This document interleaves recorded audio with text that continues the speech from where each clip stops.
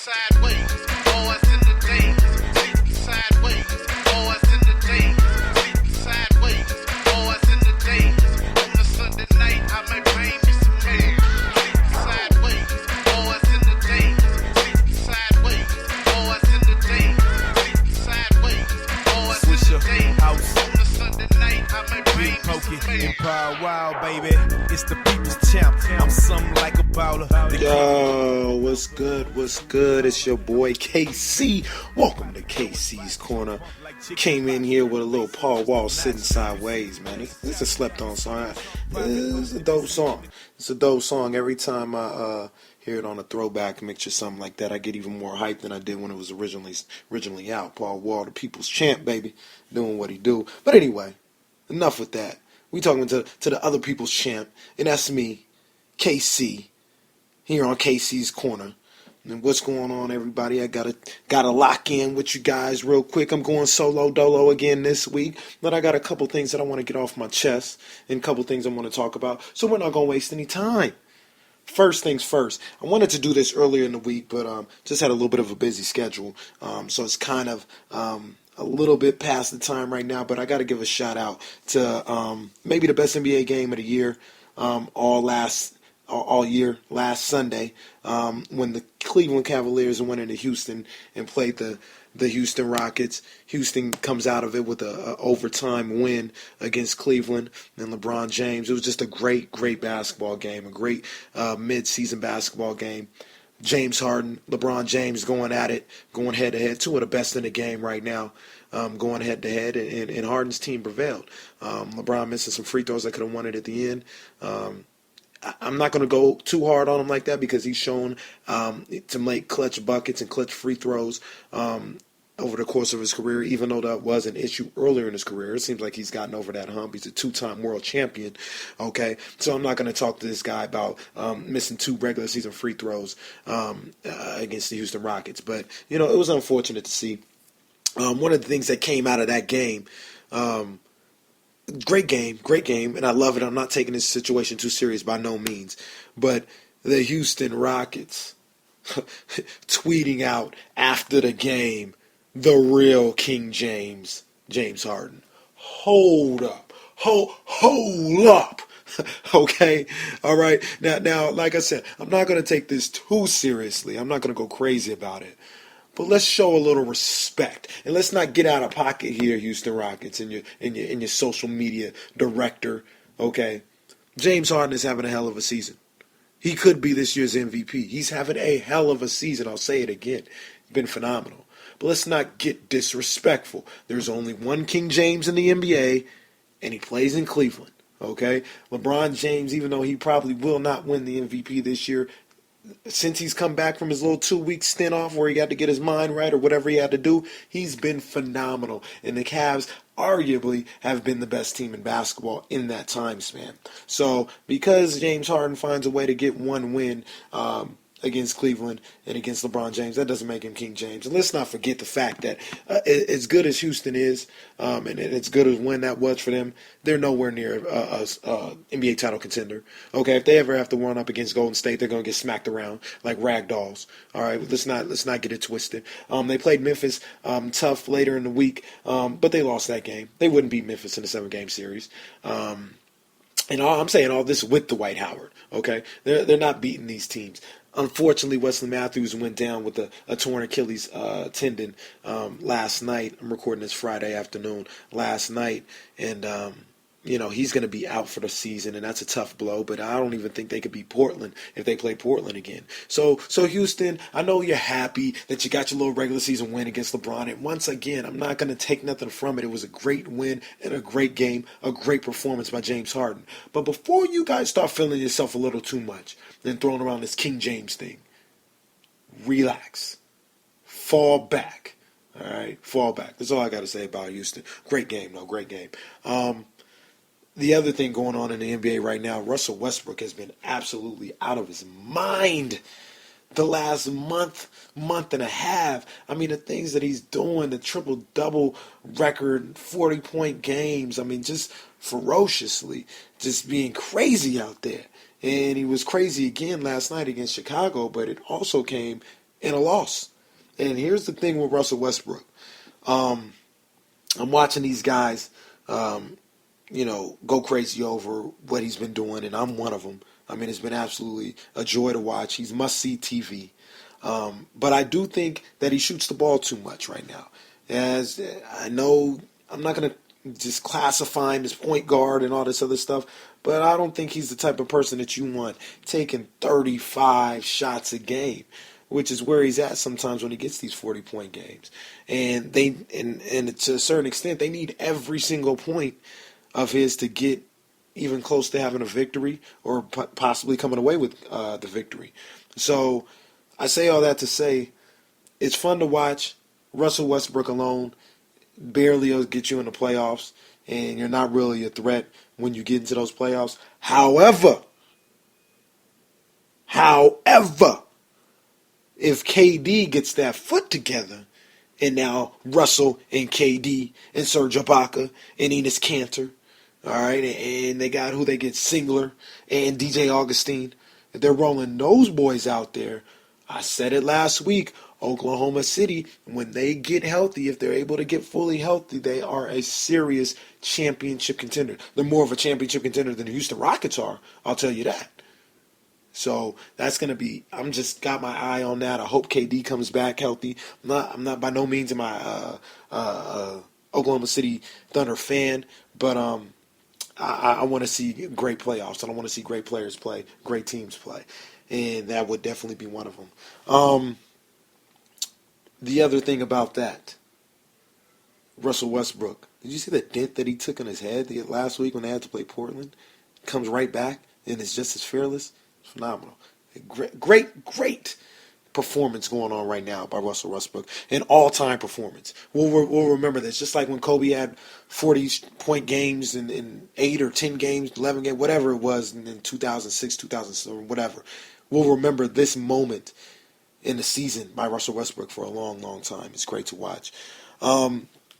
So there's another thing in the NBA that's going on. Oh, by the way, I do once again want to give a shout out to Wesley Matthews, who ruptured his Achilles tendon last night in Portland, out for the season. Feel bad for the guy. I hate that injury. I hate it. I wish it could just go away as an injury. It's so devastating. And people come back, but they're never the same. And I prayers up to Wesley Matthews. Get well soon, man, and we can't wait to see you back on the floor again. Now, on to another thing that's gone on in the NBA, and it's been a little bit of an issue all year and just lately in general. This idea of teams sitting players, resting players,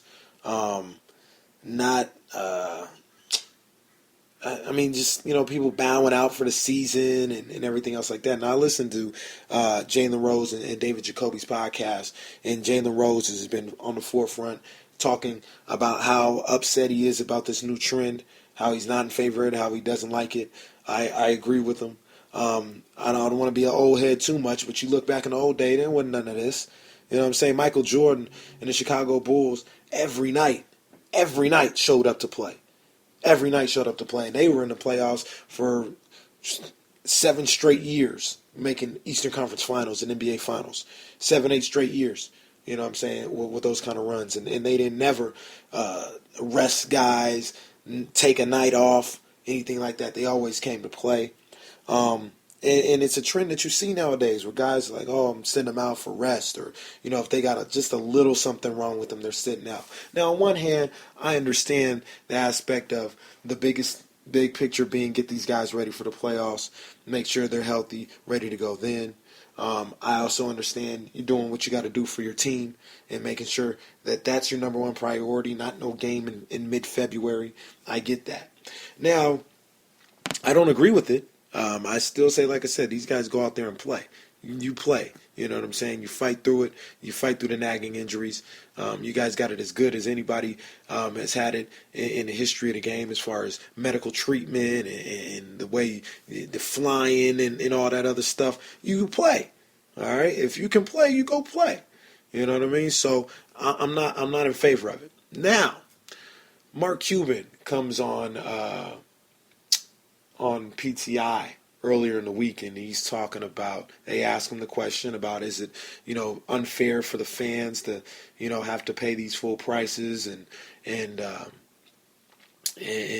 these guys are sitting out like this. Like, you pay for a ticket in November for a game in February thinking you're going to see LeBron James, and LeBron is just, I'm going to rest tonight.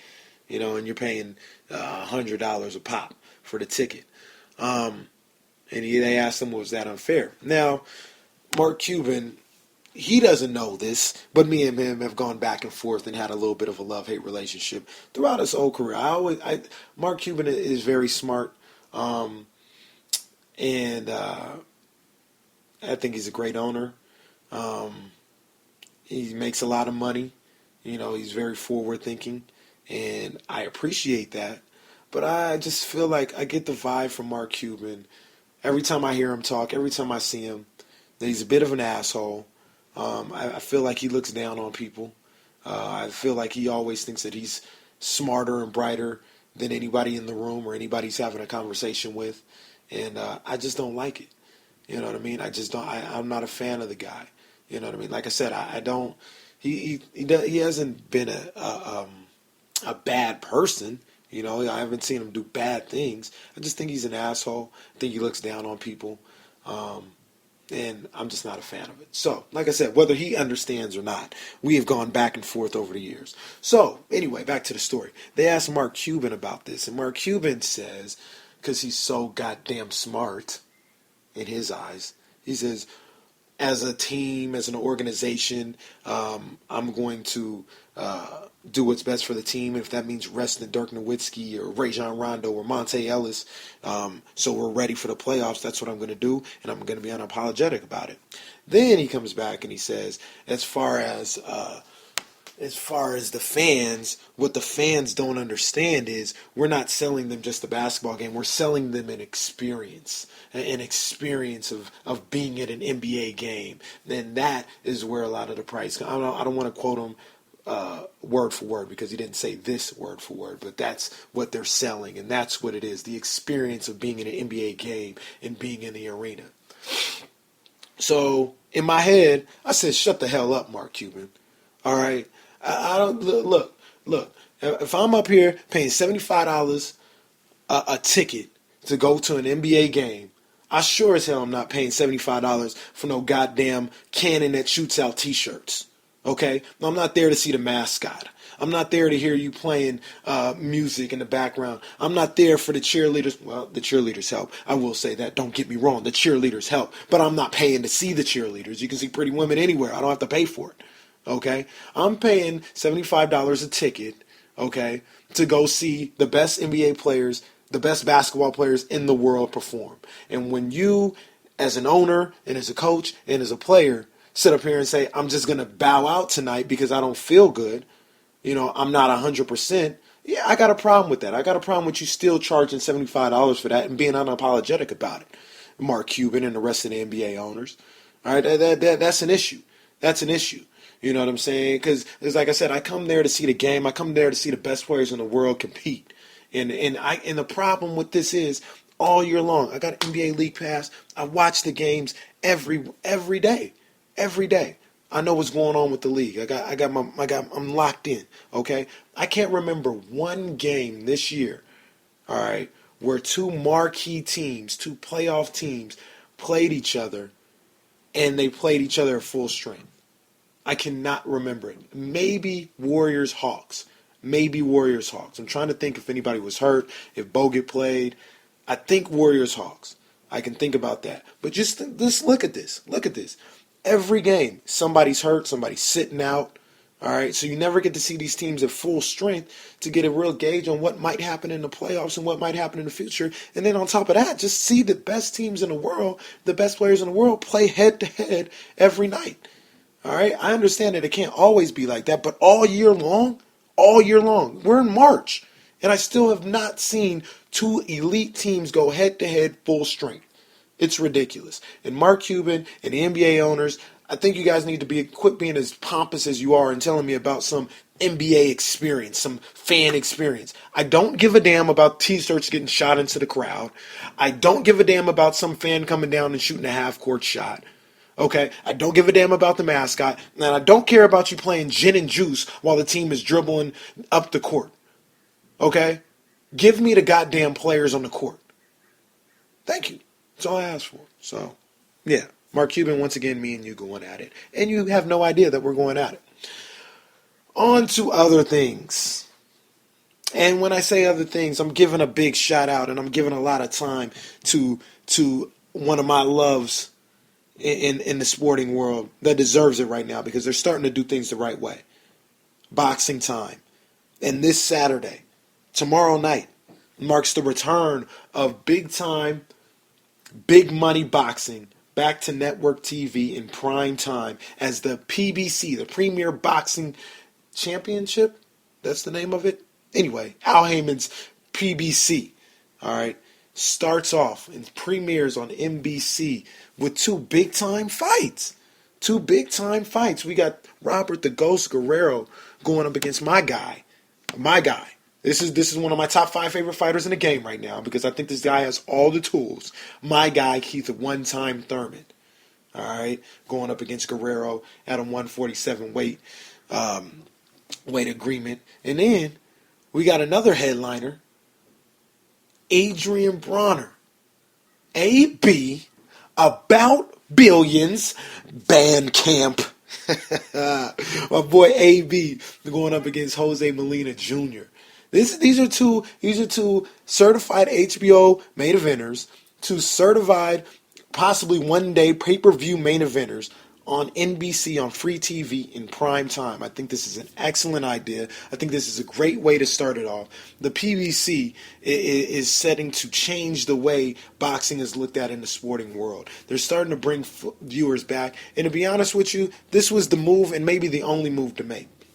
For a long time, pay-per-view has been the model and the blueprint of how to do things with boxing, and that worked in a long time ago when you had guys willing to pay $40, $50 to watch maybe not the best fighters in the world or the top guys in the world, but these second-tier guys. So, you would see a Carlos Baldemir, versus Zab Judah on pay-per-view, or what was old boy's Corey Spinks? He might have had a pay-per-view fight. People were willing to do that.